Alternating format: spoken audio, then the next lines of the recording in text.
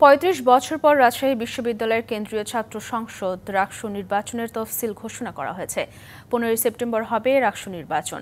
বিকেলে বিশ্ববিদ্যালয়ের সিনেট ভবনে সংবাদ সম্মেলনে তফসিল ঘোষণা করেন নির্বাচন কমিশনার অধ্যাপক এনামুল হক। বলেন, তফসিল অনুযায়ী ১৪ আগস্ট চূড়ান্ত ভোটার তালিকা প্রকাশ করা হবে। ১৭ আগস্ট শুরু হবে মনোনয়ন বিতরণ। ২রা সেপ্টেম্বর মনোনয়ন প্রত্যাহারের শেষ দিন। আর ৪ সেপ্টেম্বর প্রার্থীদের চূড়ান্ত তালিকা প্রকাশ করা হবে।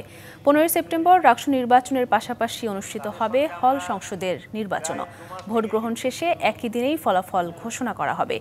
এদিকে আগামীকাল বিকেল ৪টায় ঢাকা বিশ্ববিদ্যালয়ের কেন্দ্রীয় ছাত্র সংসদ ডাকসুর তফসিলে ঘোষণা করা হবে। মনোনয়নপত্র বিতরণ ১৭/৮/২০২৫ তারিখ থেকে ১৯/৮/২০২৫ তারিখ। প্রার্থীদের প্রাথমিক তালিকা প্রকাশ ৩১/৮/২০২৫।